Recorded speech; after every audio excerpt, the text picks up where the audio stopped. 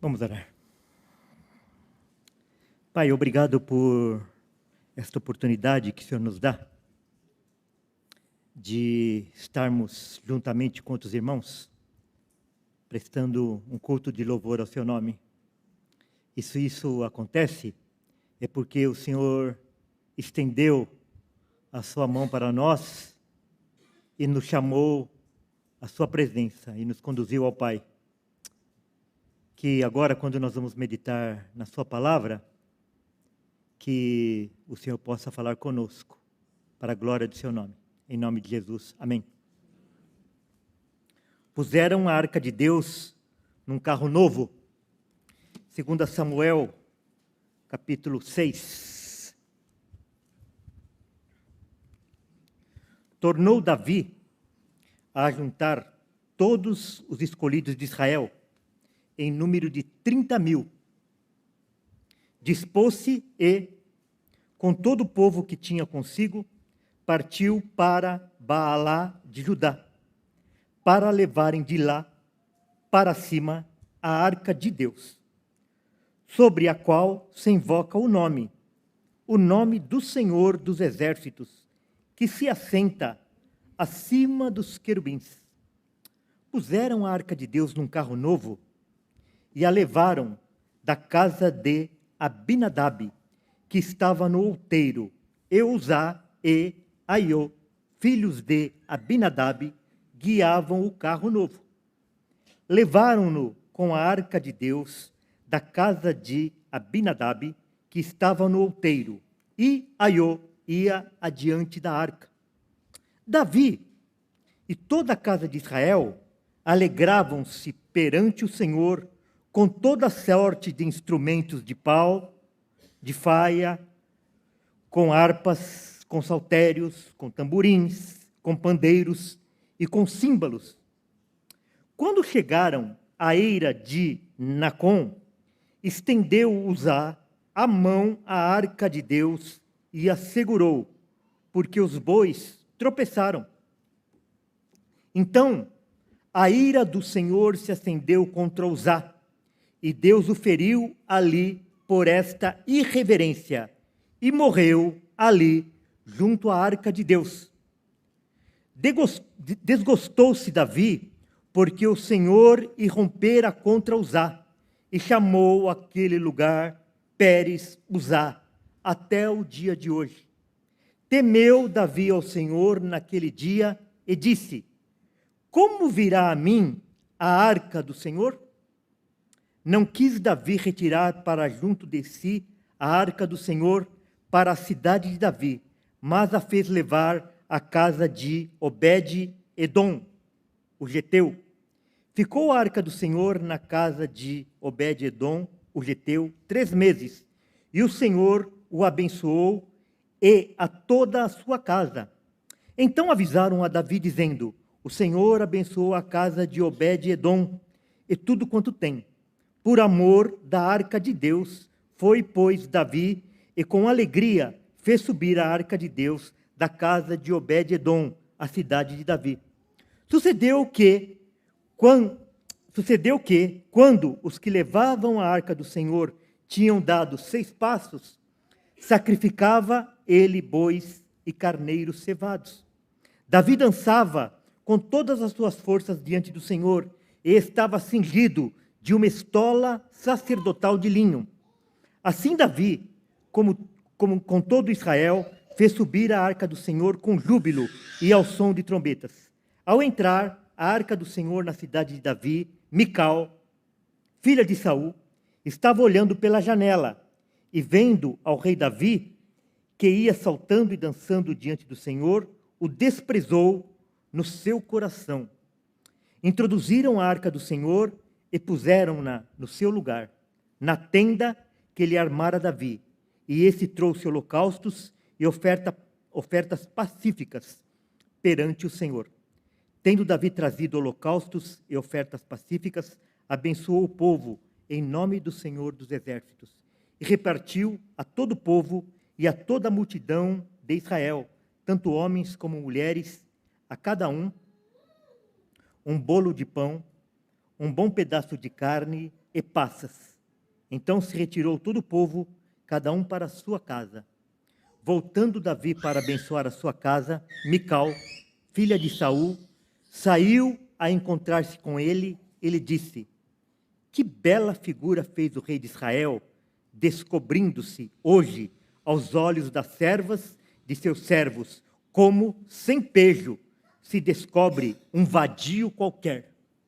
Disse, porém, Davi a Mical: perante o Senhor, que me escolheu a mim, antes do que a teu pai e a toda a sua casa, mandando-me que fosse chefe sobre o povo do Senhor, sobre Israel, perante o Senhor me tenho alegrado. Ainda mais desprezível me farei e me humilharei aos meus olhos. Quanto às servas de quem falastes, delas serei honrado. Mical, filha de Saul, não teve filhos até o dia da sua morte. Quantas lições nós temos nesse texto para esta noite, para que a gente possa compreender um pouquinho mais, com um pouquinho mais de profundidade esse texto, a necessidade de nós entendermos o contexto dessa história. Então, lá em Êxodo, a partir de Êxodo 25, relata o Senhor ordenando a Moisés que construa a arca, dando todas as recomendações. Não somente as recomendações de como ela deveria ser feita, mas também qual seria o seu manejo, como seria a sua utilização. A arca tinha como base principal lembrar a aliança de Deus com o seu povo e a sua presença constante no meio dele. Dentro da arca foi colocada as tábuas da lei, o cajado de Arão que floresceu e uma porção do maná. A arca desapareceu quando da destruição do templo por Nabucodonosor, no século VI a.C. Até hoje, né? Tem pessoas especulando onde que está a arca. Onde que está a arca? Na realidade, nós não sabemos se a arca ainda existe. Pode ser que a arca ainda exista, que Deus a escondeu num lugar que ninguém sabe. Provavelmente, ela foi levada para a Babilônia e lá ela foi destruída. Mas nós não podemos fazer que ela foi levada para a Babilônia, nós podemos afirmar. Agora, se ela desapareceu completamente ou se ainda ela está escondida em algum lugar, isso nós não podemos afirmar com toda a certeza. A arca, ela é levada em todo o período da peregrinação. Então, o povo estava peregrinando no deserto, rumo a Canaã, rumo à terra prometida, e a arca sempre ia adiante. A arca é introduzida juntamente com o povo em Canaã. Então, sob a liderança de Josué, o povo é introduzido na terra prometida, na terra de Canaã, e a arca também entra lá na frente de todo o povo. A arca é levada pelos filisteus. Então, os filisteus ganham uma batalha contra os israelitas e eles pegam a arca e levam a arca embora, conforme está registrado lá em 1 Samuel 4, versículo 11. Os filisteus colocam a arca na casa de Dagon, um dos deuses dos filisteus, lá em 1 Samuel 5:2. O que aconteceu? Eles colocaram a arca na casa de Dagon. Na manhã seguinte, Dagon, eles foram lá ver como que estavam as coisas. Dagon estava no chão. Pegaram e colocaram Dagon de novo no seu altar. E no dia seguinte, Dagon também estava no chão, sem um braço. Depois, Dagon foi perdendo os seus membros. E eles ficaram com tanto medo que eles enviaram a arca para Ecrom. 1 Samuel 5:10.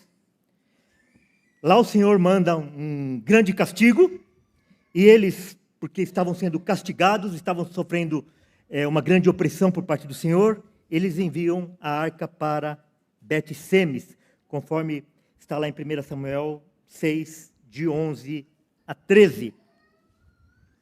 70 betsemitas são castigados por olharem para dentro da arca.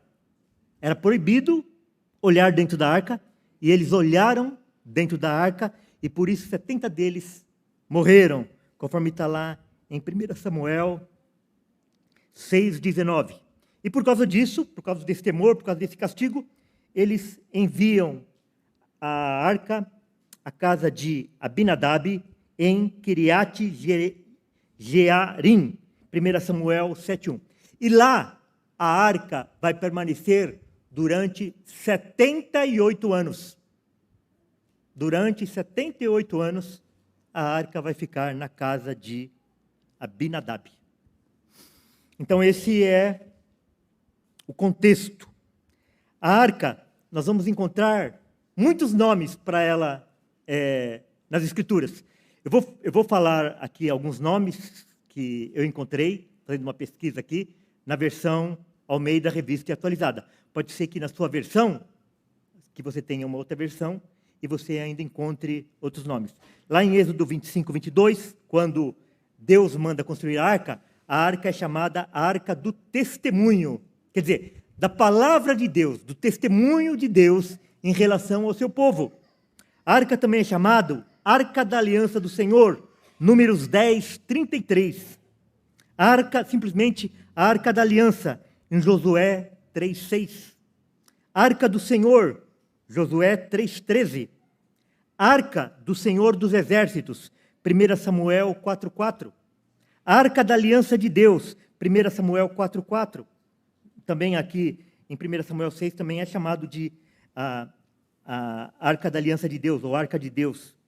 Arca de Deus, 1 Samuel 4, 11, que está no nosso texto também, Arca de Deus. Arca de Deus de Israel, 1 Samuel 5, 7. Arca do Senhor Deus, 1 Reis 2, 26. Arca do nosso Deus, 1 Crônicas 13, 3. E Arca Sagrada, 2 Crônicas 35, 3. Então nós vemos aí uma variedade de nomes que é atribuído à Arca do Testemunho. Então vamos ao texto. Tornou Davi a juntar todos os escolhidos de Israel em número de 30.000. Então o reino já estava consolidado, Davi já era rei sobre todo Israel, as coisas estavam mais ou menos bem acomodadas, então Davi se lembrou da Arca da Aliança. Irmãos, Saul, ele tinha derrotado os filisteus em algumas batalhas. E por que ele não mandou buscar a Arca da Aliança, a Arca do Senhor? Ele fez pouco caso. E Davi, assim que viu o seu reino consolidado, ele resolveu buscar a Arca da Aliança, a Arca do Testemunho. Então ele tomou aqui 30.000 homens para ir buscar a Arca do Senhor. Dispôs-se e, com todo o povo que tinha consigo, 30.000 homens, partiu para Baalá de Judá, para levarem de lá para cima a Arca de Deus, sobre a qual se invoca o nome do Senhor dos Exércitos, que se assenta acima dos querubins.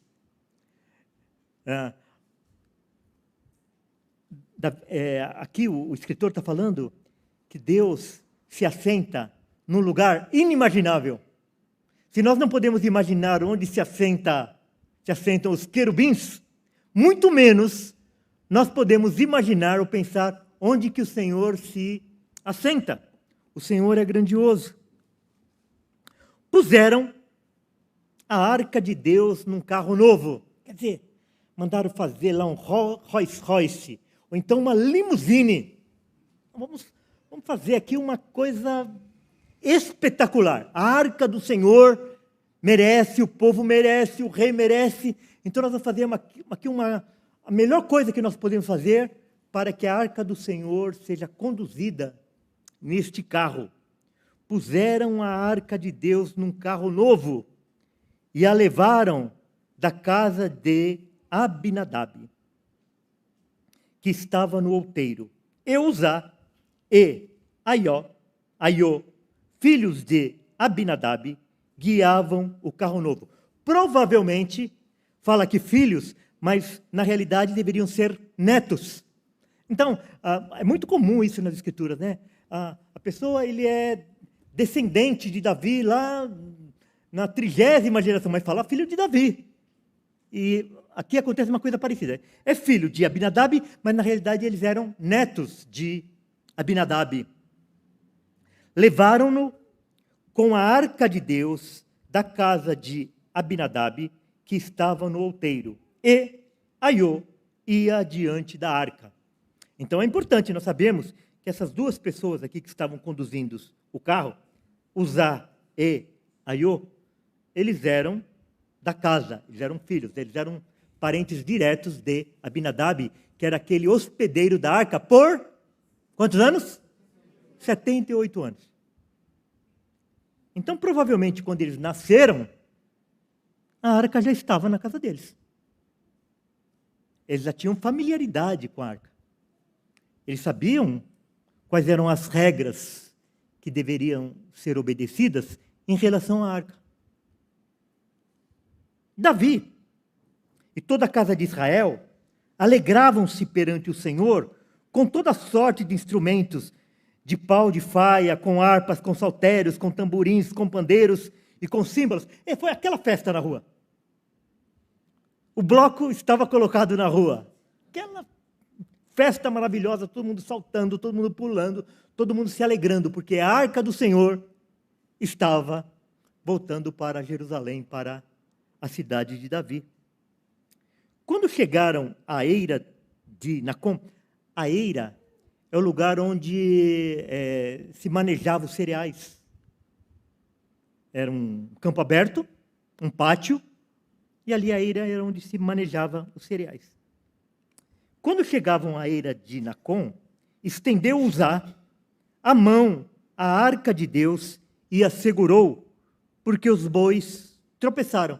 Então, provavelmente tinha algum buraco, ou alguma pedra, ou algum obstáculo.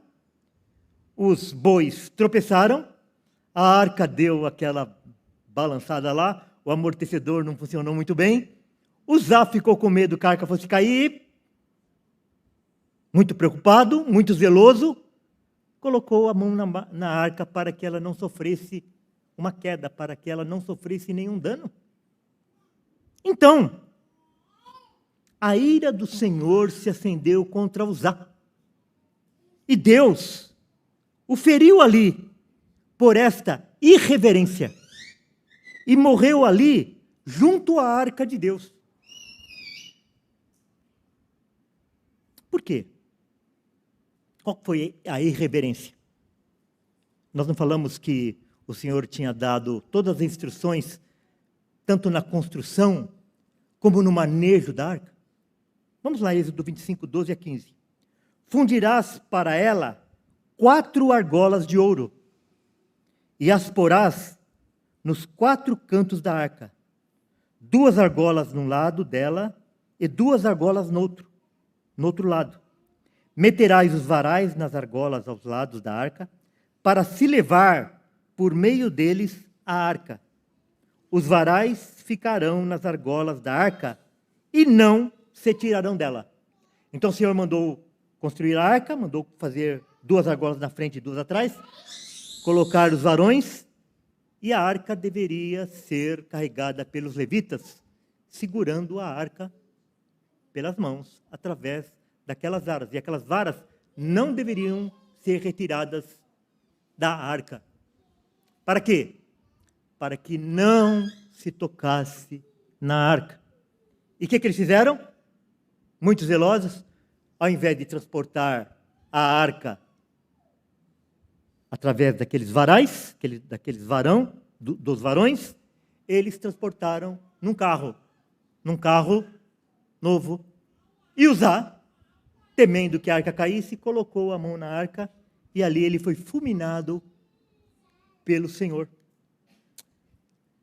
Irmãos, a arca simbolizava a presença e majestade do Deus Santo e, portanto, deveria inspirar a mais profunda reverência.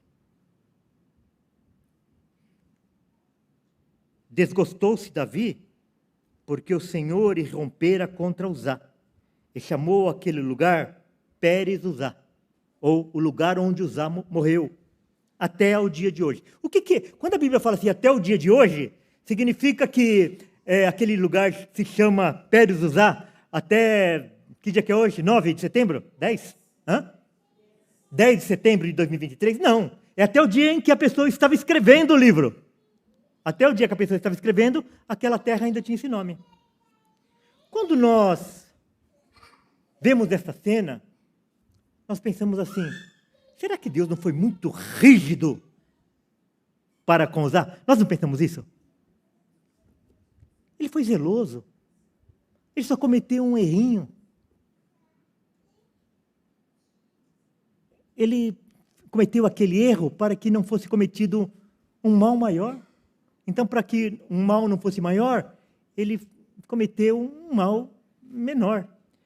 E aí no versículo 8, desgostou-se Davi, porque o Senhor irrompera contra Uzá, e chamou aquele lugar Pérez Uzá, até o dia de hoje. Desgostou-se Davi, não é que ele ficou triste, não. Ele ficou revoltado contra Deus. Porque Deus tinha fulminado a Uzá naquelas condições. Agora, se você se lembrar, que Uzá, quando nasceu, a arca já estava lá na casa dele. Que ele sabia todas as regras de manejo da arca. Provavelmente o pai dele era o sacerdote. Ele era filho do sacerdote. E cabia ao sacerdote zelar pela arca. Então ele sabia tudo. E mesmo assim, ele foi negligente no trato da arca. Não somente ele, como o próprio Davi, que estava chefiando toda aquela comitiva. Eles desconheciam, ou eles conheciam, mas menosprezaram os mandamentos do Senhor em relação à arca. A ordem que o Senhor havia dado. Só que daí, provavelmente, eles foram refletir naquilo que estava acontecendo, o que o Senhor havia ordenado, e por que aquilo aconteceu. E daí, no versículo 9, Davi já muda de pensamento em relação a Deus. Se no versículo 8 diz que ele ficou revoltado, que ele se irou, aí ele recuou. Temeu Davi ao Senhor naquele dia e disse: como virá a mim a arca do Senhor? Como é que eu posso fazer com que a arca suba? Não quis Davi retirar para junto de si a arca do Senhor. Ele temeu que novas punições viessem do Senhor. Não quis Davi retirar para junto de si a arca do Senhor para a cidade de Davi, mas a fez levar à casa de Obed-edom, o geteu. Ficou a arca do Senhor em casa de Obed-edom, o geteu, 3 meses.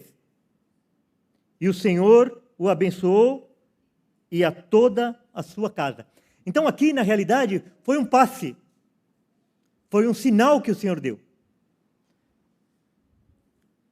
A arca estava ali, na casa de Obed-edom. Enquanto ela esteve lá, o Senhor abençoou ele, abençoou toda a sua casa e abençoou todas as suas coisas. Então, avisaram a Davi, dizendo: o Senhor abençoou a casa de Obed-edom e tudo quanto tem, por amor da arca de Deus. Foi, pois, Davi, e com alegria fez subir a arca de Deus da casa de Obed-edom à cidade de Davi. Então, depois de 3 meses, ele vai complementar aquilo que ele havia começado antes, de uma forma errada. E como que foi feito agora? Em 1 Crônicas 15:2, vai dizer como que a arca foi transportada agora. 1 Crônicas 15:2 e 15:15. Então disse Davi: ninguém pode levar a arca de Deus, senão os levitas, porque o Senhor os elegeu para levarem a arca de Deus e o servirem para sempre. Lá no 15:15, os filhos dos levitas trouxeram a arca de Deus aos ombros pelas varas que nela estavam, como Moisés tinha ordenado, segundo a palavra do Senhor. Então a coisa agora foi feita conforme o Senhor havia dito, conforme o Senhor havia ordenado. Sucedeu que quando os que levavam a arca do Senhor tinham dado 6 passos, sacrificava ele bois e carneiros cevados. Irmãos, olha a reverência. Olha o cuidado. Olha o louvor. Olha a reverência. Quando davam 6 passos, sacrificava a ele, o rei, bois e carneiros cevados. Davi dançava com todas as suas forças diante do Senhor e estava cingido, vestido de uma estola sacerdotal de linho. Assim Davi, com todo Israel, fez subir a arca do Senhor com júbilo e ao som de trombetas. Então todo mundo estava alegre, todo mundo estava feliz, todo mundo estava jubilosos de levarem a arca de volta para Jerusalém. Ao entrar a arca do Senhor na cidade de Davi, a cidade de Davi fica em Jerusalém. Ao entrar a arca do Senhor na cidade de Davi, Mical, filha de Saul, quando Davi ainda era um soldado de Saul, Davi teve uma batalha contra os filisteus e ele levou 100 prepúcios dos filisteus para Saul. E Saul, em recompensa, deu a sua filha mais nova como esposa para Davi, que era Mical. Ao entrar a arca do Senhor na cidade de Davi, Mical, filha de Saul, estava olhando pela janela e vendo ao rei Davi, que ia saltando e dançando diante do Senhor, o desprezou no seu coração. Quer dizer, ele olhou o rei lá todo feliz, saltitante, alegre, louvando ao Senhor. Ela falou assim no seu coração: que idiota. Ou um adjetivo: que tonto. Será que ele não se enxerga? Que ridículo. Desse jeito. Ela olhou e desprezou no seu coração. Introduziram a arca do Senhor e puseram-na no seu lugar, na tenda que lhe armara Davi. E esse trouxe holocaustos e ofertas pacíficas perante o Senhor. Tendo Davi trazido holocaustos e ofertas pacíficas, abençoou o povo em nome do Senhor dos Exércitos. E repartiu a todo o povo e a toda a multidão de Israel, tanto homens como mulheres, a cada um bolo de pão, um bom pedaço de carne e passas. Quer dizer, deu picanha para todo mundo. Então, se retirou todo o povo, cada um para a sua casa. Quer dizer, a festa acabou e ainda eles levaram assim, cada um levou ainda um pedaço da festa para a sua casa, para a festa continuar em casa. Bolo, carne. Voltando Davi para abençoar a sua casa, Mical, filha de Saul, saiu a encontrar-se com ele. Disse, irmãos, ele não obedeceu um mandamento das Escrituras, assim, fugir da aparência do mal. Porque na hora que ele viu a cara de Mical, ele já deveria ter fugido. Mas ele foi enfrentar a fera. Voltando Davi para abençoar a sua casa, Mical, filha de Saul, saiu a encontrar-se com ele e lhe disse. Quer dizer, eu acho que assim, ele vai ver na hora que eu encontrar com ele. Acho que ela ficou toda amargurada, esperando. Ele vai me pagar. Ele vai ouvir. Tanto que ela saiu, ela nem esperou que Davi a procurasse. Ela foi ao encontro de Davi. Irmãos, que primeiro ela deveria estar junto, né? E ela fala, que bela figura. Acho que ela fez assim. Que bela figura fez. Eu lembro da minha mãe. Bonito, né, rapaz? A única vez que a minha mãe falou que eu era bonita é quando ela veio me dar bronca. Bonito, né, rapaz? Estou brincando. Que bela figura fez o rei de Israel. Descobrindo-se hoje aos olhos das servas de seus servos, como sem pejo se descobre um vadio qualquer. Irmãos, olha que ofensa. Que ultraje, que insolência. pelo poder que o rei tinha, o rei poderia mandar executá-la, por ela faltar com respeito assim ao rei. Quando ela fala assim, que bela figura fez o rei de Israel descobrindo-se, não significa que ele ficou nu. Sabe quando você fala assim, a pessoa, ela tá assim, tão alegre, tão feliz, que ela fica se mostrando? Não tem esse termo assim? Aquela pessoa, ele fica se exibindo, fica se mostrando. É nesse sentido que ela está falando. Por que você ficou se exibindo lá? Por que você ficou pulando?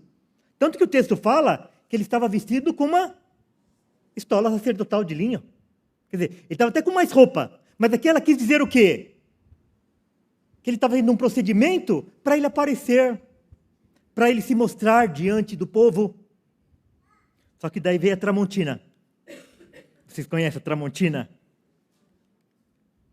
Disse, porém, Davi a Mical: perante o Senhor, que me escolheu a mim, antes do que a teu pai, e a toda a sua casa, mandando-me que fosse chefe sobre o povo do Senhor, sobre Israel, perante o Senhor me tenho alegrado.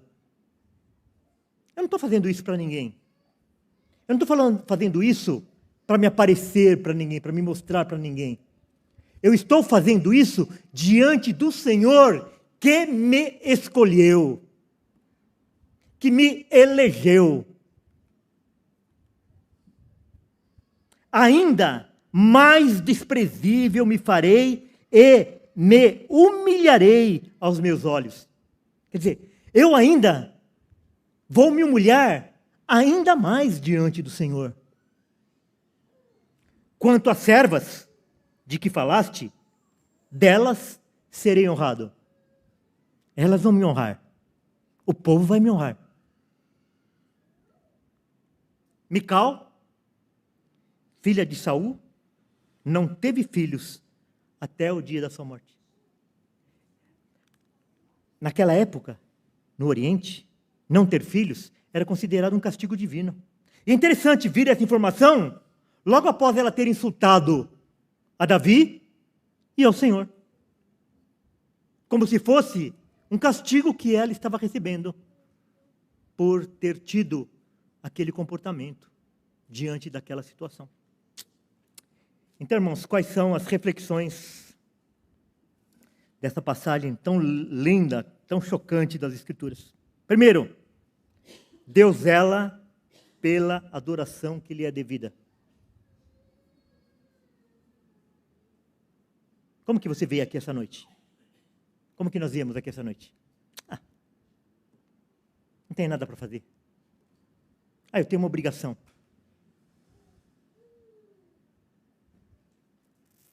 Eu estou cansado, mas eu vou. Eu quero ver meus amigos. E a última coisa que passou pela nossa cabeça é que nós viemos para prestar um culto ao Senhor que lhe é devido. Irmãos, presta atenção. Desgostou-se Davi porque o Senhor irrompera contra Uzá e chamou aquele lugar Pérez Uzá até o dia de hoje. O Senhor sabia que Davi ia ficar revoltado, ia ficar triste? Sabia. Olha, em outras passagens, algumas vezes Deus deixou de castigar o povo por causa do amor que ele tinha para com Davi. 2 Reis 8,19. Porém, o Senhor não quis destruir a Judá por amor de Davi, seu servo, segundo a promessa que lhe havia feito de lhe dar para sempre uma lâmpada e a seus filhos. 2 Reis 26. Acrescentarei aos teus dias 15 anos, Zedequias, e das mãos do rei da Síria te livrarei, a ti e a essa cidade, e a defenderei essa cidade por amor de mim e por amor de Davi, meu servo. Então, em muitas situações, Deus deixou de castigar alguém, ou deixou de castigar a cidade, o país, a nação, por causa do amor que ele tinha com Davi. Só que ele não poupou Uzá. Sabia que Davi ia ficar desgostoso, ia ficar triste, mas o zelo pela glória dele é maior do que o amor que ele tem para com Davi. Pela glória que lhe é devida. Esta adoração deve ser como Ele deseja. Ah, não, vamos fazer um carro novo. Vamos fazer com cuidado. Não. É do jeito que Ele quer. Do jeito que Ele prescreveu.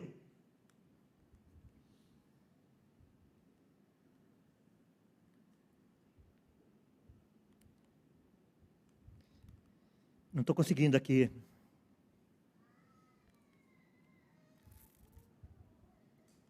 Volta, por favor.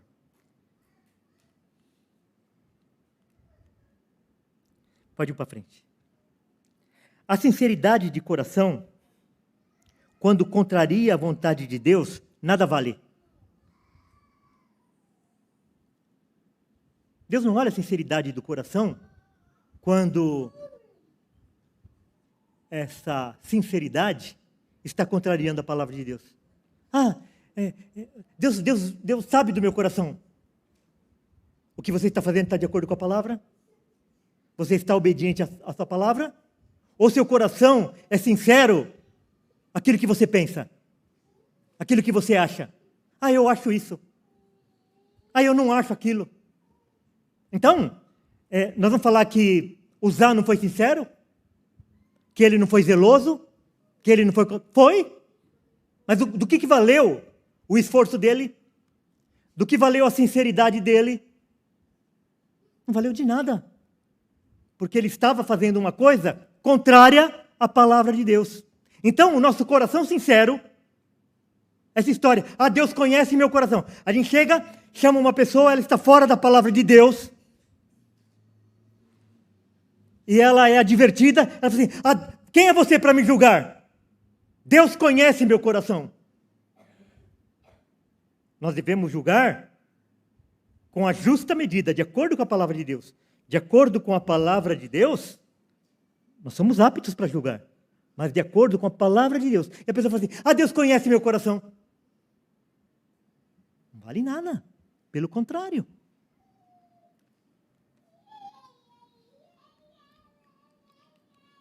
Essa adoração envolve a forma, a maneira como a adoração é feita. Então Deus exigiu que tivesse argolas, que a arca fosse transportada pelos levitas e através daquelas varas. Não era de um jeito melhor, do ponto de vista humano, mas do jeito que Deus prescreve. E o que a igreja está fazendo hoje, no século 21? Está rejeitando a palavra de Deus. Deus prescreve como que deve ser o culto, o que deve ter no culto, hinos, salmos, cânticos espirituais, oração e a palavra. E o que o homem introduz no culto? Olha, vamos atrair os jovens. Então vamos colocar uma parede preta. Vamos colocar luzes. Vamos colocar fumaça. Porque o mundo tem muitas atrações para os jovens. Então a gente precisa dar uma equilibrada. O culto antigo, ele está fora de moda. Não atrai os jovens. Daí, o que eles fazem?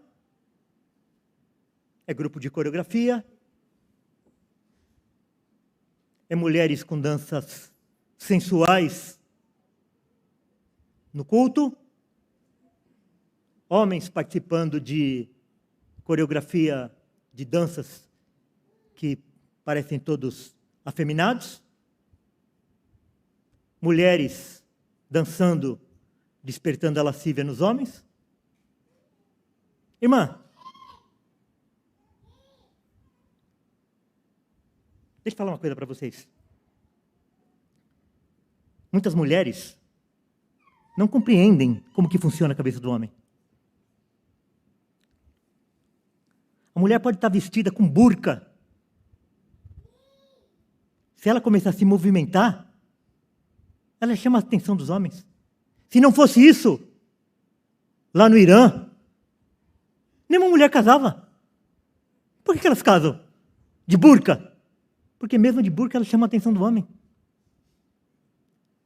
Então nós nos reunimos para prestar um culto de louvor ao seu nome, da maneira como ele prescreve.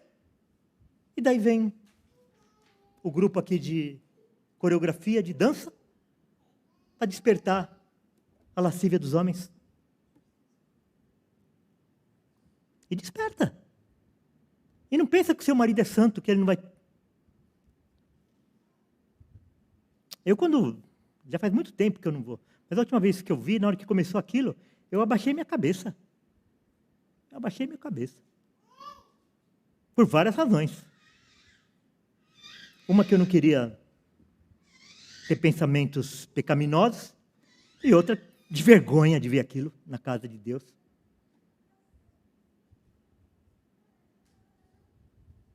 Então, onde que as pessoas estão com a cabeça de achar que elas podem prestar um culto ao Senhor do jeito delas? Então, envolve a forma, a maneira de se fazer.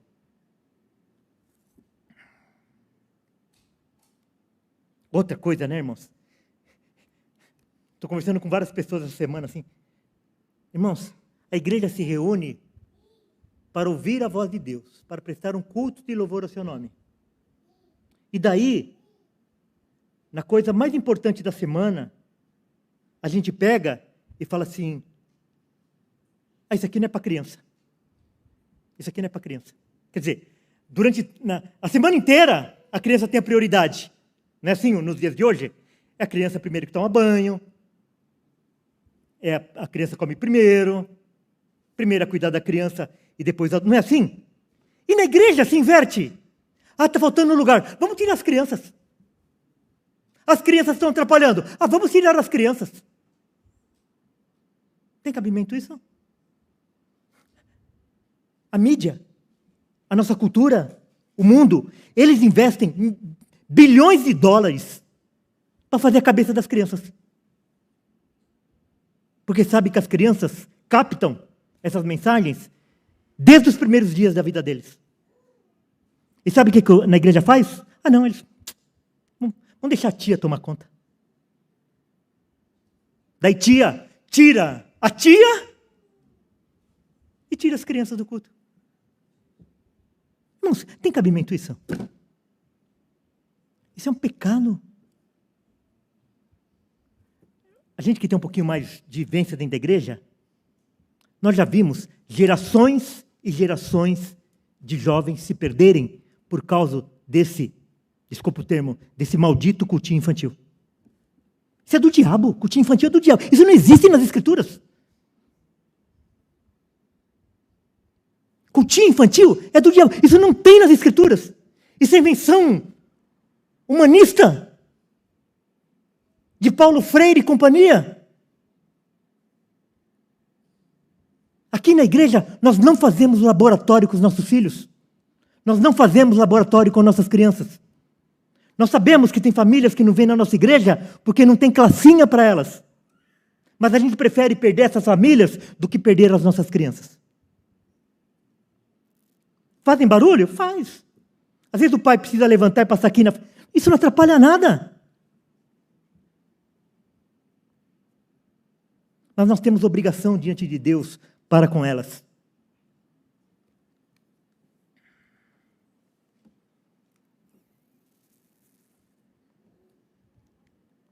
Essa adoração envolve o conteúdo. Então não é só fazer do jeito certo,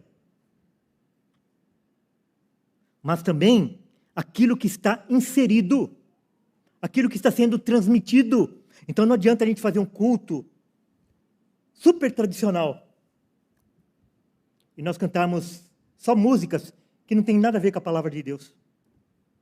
Ou então nós vimos aqui de paletó, gravata, cabelinho cortado meio americano, assim, e aquilo que a gente fala não tem nada a ver com as escrituras.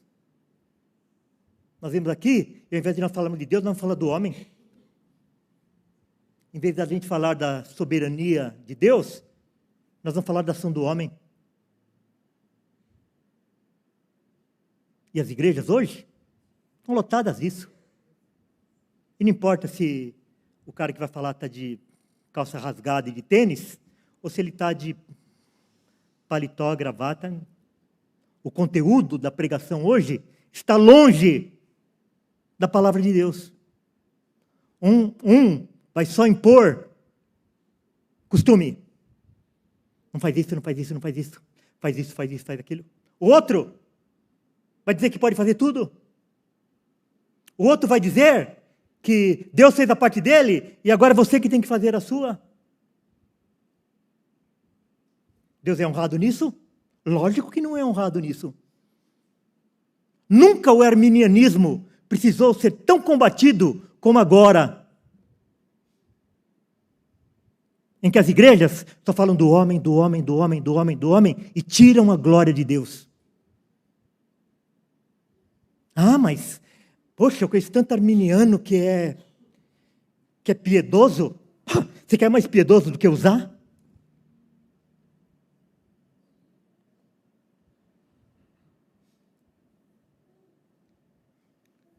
As pessoas dão a vida pelo livre-arbítrio e ficam fazendo média com...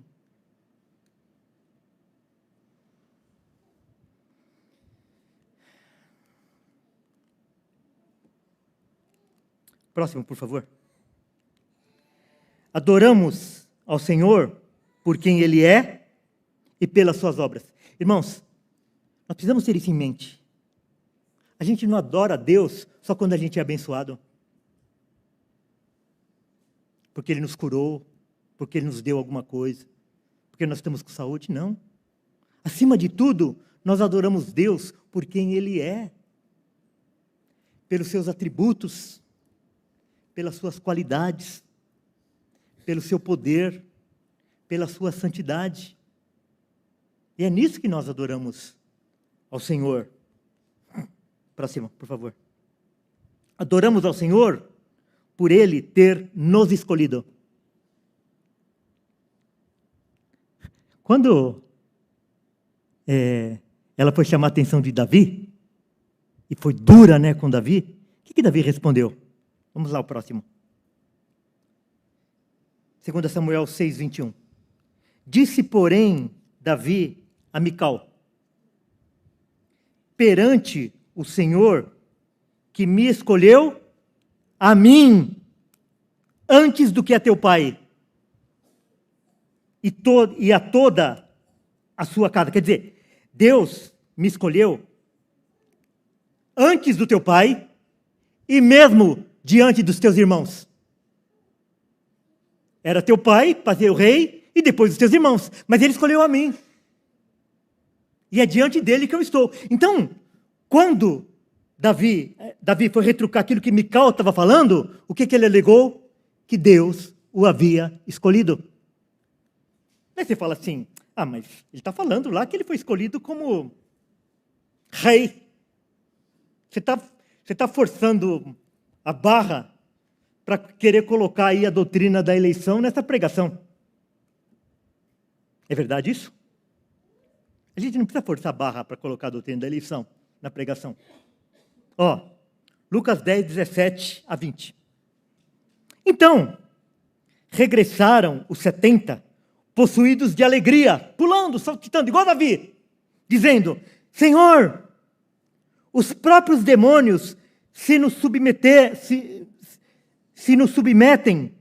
pelo teu nome. Mas ele lhes disse, Jesus, eu via Satanás caindo do céu como um relâmpago.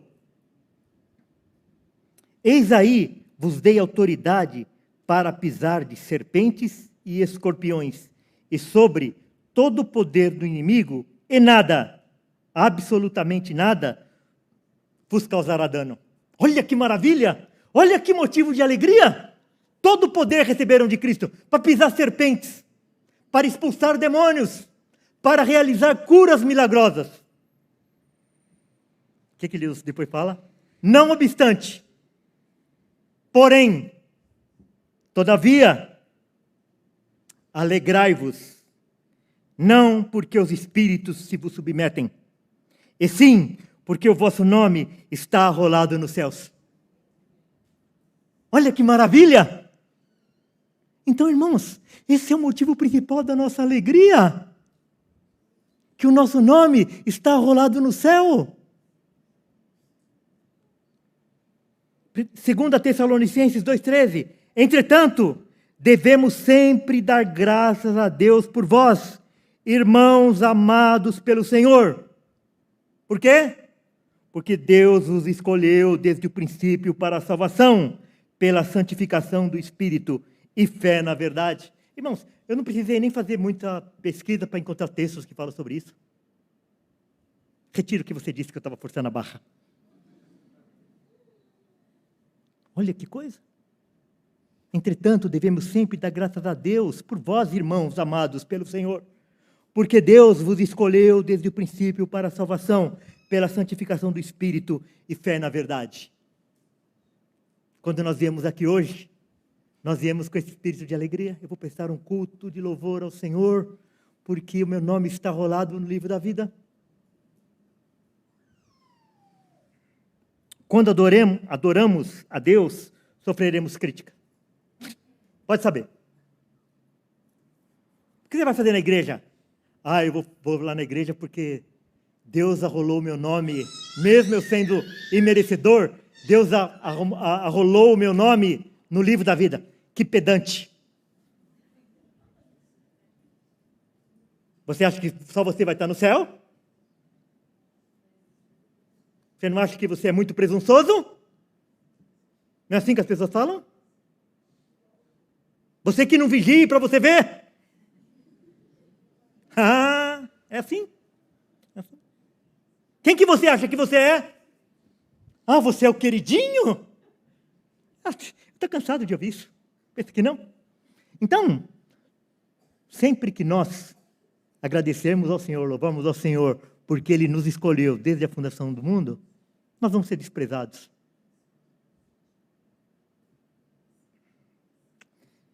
Quando nós adoramos a Deus verdadeiramente, pelos motivos corretos, nós também sofreremos crítica, assim como Davi sofreu. Devemos buscar uma consciência pura diante de Deus. Então, Davi, ele não teve a menor dificuldade em se defender daquelas acusações de Mical. Por quê? Porque ele estava com um coração correto diante de Deus. Então, esse sim é o coração sincero que Deus aprova, porque é um coração sincero diante da palavra de Deus. Por que Deus aceitou a sinceridade do coração de Davi e não aceitou de Uzá? Porque o de Uzá era contrário à palavra de Deus. E de Davi era conforme a palavra de Deus. Então, é por isso, irmãos, que quando nós estamos com os reais motivos de louvarmos e agradecermos a Deus, a gente não vai ligar para a crítica. Aquilo que as pessoas vão falar. Eu já briguei muito assim, por algumas coisas. Hoje, às vezes as pessoas vêm me falar algumas coisas e eu nem respondo.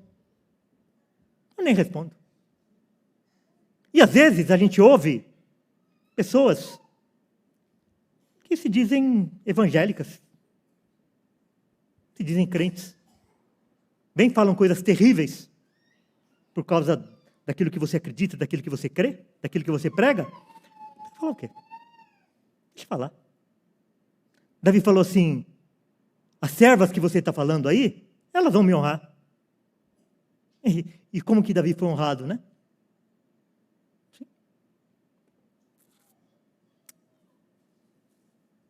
E nós não estamos em busca de honra de homens,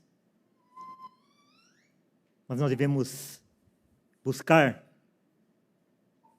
que naquele dia em que nós nos encontrarmos com o Senhor, Ele fala assim, servo bom e fiel.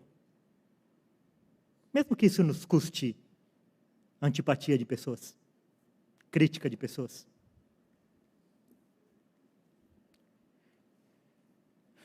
Irmãos, nós também deveríamos ser punidos por desobedecermos, assim como Uzá. Mas Deus puniu a Cristo em nosso lugar. Deus é zeloso Então, nós não viemos aqui, todos nós, pelos motivos corretos. Nós não viemos aqui com o nosso coração contrito. Nós não viemos aqui prestando a Deus todo o louvor que Ele merece. Não é verdade isso? Quantas vezes nós somos negligentes? Quantas vezes nós estamos prestando um culto ao Senhor? Externamente, mas internamente a gente está pensando em tantas coisas. No que nós vamos comer depois do culto, de quem a gente vai conversar, nos gols do campeonato, no que a gente vai fazer amanhã. É verdade, não é verdade isso, irmãos? Então, nós fazemos muitas vezes pior do que fez Uzá.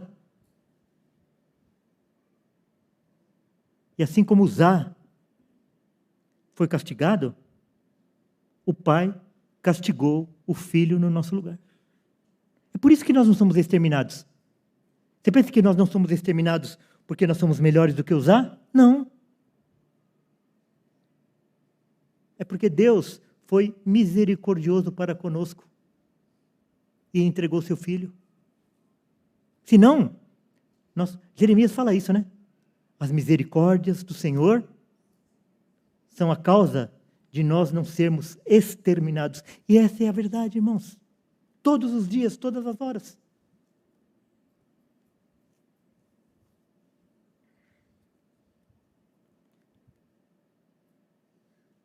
Então a ira do Senhor se acendeu contra Uzá, e Deus o feriu ali por esta irreverência. Não ter reverência. Irmãos, tem gente que fala assim, eu adoro a Deus do meu jeito. Irmãos, todas as cartas do Novo Testamento foram escritas para quem? Para igrejas. Ou então, pessoas que estavam ligadas à igreja. E tem gente que fala assim, eu não preciso da igreja. Eu posso fazer isso na minha casa. Você pode fazer isso na sua casa quando você está impossibilitado de fazer com os irmãos. Agora, o Senhor instituiu a igreja para que nós, como igreja, prestássemos um culto de louvor ao seu nome. Então esse negócio, Cristo sim, igreja não, isso não existe. Vê a vida e a família de quem algumas décadas falou isso, veio com essa bandeira. Vê a vida. Veja seus filhos, onde que eles estão. Fizeram o laboratório dos seus filhos.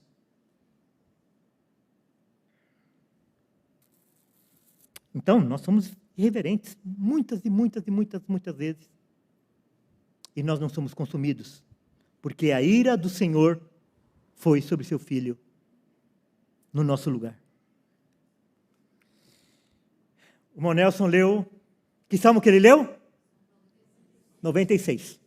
Na hora que ele sentou, eu falei assim, irmão Nelson, alguém pediu para o irmão ler esse salmo? Ele falou, não, eu estava lendo diversos salmos e esse saltou nos meus olhos. Irmãos, olha, se você tem aí a Bíblia Ara, se você vê lá, 1 Crônicas 16:8, está lá Salmo. Pensa que só tem Salmo no livro dos Salmos? Não, tem um Salmo lá no livro de Crônicas. 1 Crônicas 16, de 8 a 33. Rendei graças ao Senhor. Esse salmo aqui, que Davi está cantando, ele está cantando nesse evento da arca, quando eles trazem a arca para a cidade de Jerusalém, para a cidade de Davi. E esse salmo é cantado por Davi nessas circunstâncias, desse texto que nós lemos hoje. Então o que ele fala? Rendei graças ao Senhor, invocai o seu nome, fazei conhecidos entre os povos os seus feitos. Cantai-lhe salmos, narrai todas as suas maravilhas. Gloriai-vos no seu santo nome. Alegre-se o coração dos que buscam o Senhor. Buscai o Senhor e o seu poder. Buscai perpetuamente a sua presença.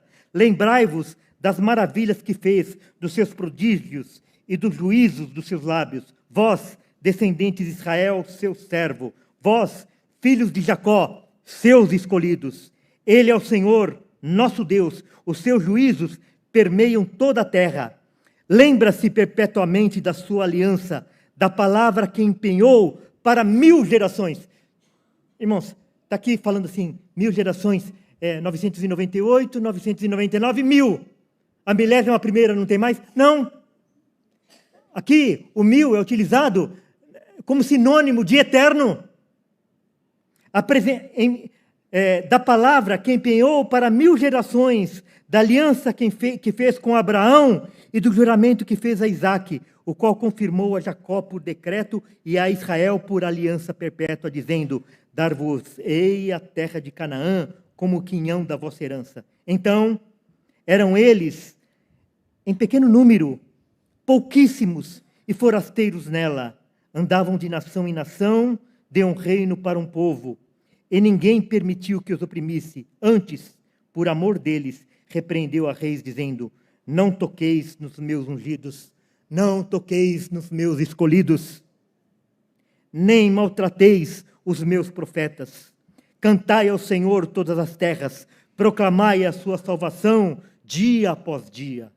Anunciai entre as nações a sua glória, entre todos os povos as suas maravilhas, porque grande é o Senhor e muito digno de ser louvado, temível mais do que todos os deuses, porque todos os deuses dos povos são ídolos, o Senhor, porém, fez os céus, glória e majestade estão diante dele, força e formosura no seu santuário.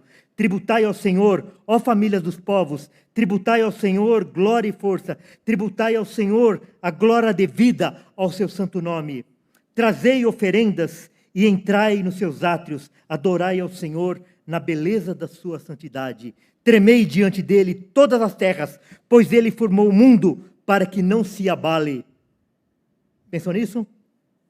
O nosso planeta está solto no meio do universo e ele não se abala, sustentado pelo Senhor.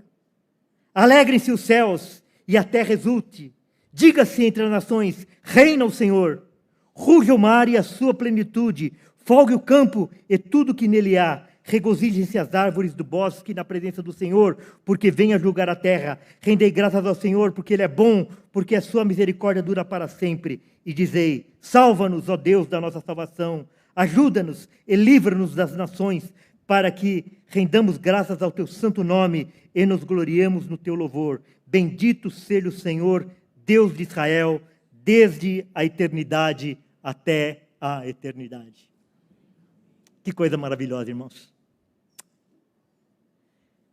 Que nós possamos buscar na palavra de Deus qual é a maneira que Ele quer ser adorado, qual a maneira que Ele deseja que nós sejamos gratos para com Ele e que Ele possa abrir as nossas mentes e nos fazer cada dia mais obedientes à sua palavra e com os corações gratos por Ele ter nos escolhido antes de que houvesse mundo, para a glória do seu nome. Amém? Senhor, obrigado pela sua palavra. Obrigado porque o Senhor nos escolheu antes da fundação do mundo. Se tem aqui ainda alguma pessoa que ainda não foi chamada ao Evangelho, que o Senhor possa estender a sua mão sobre essa pessoa, Senhor, e também atraí-lo à sua presença, Senhor, e para que nós possamos também nos alegrar diante disso. Em nome de Jesus que nós oramos. Amém.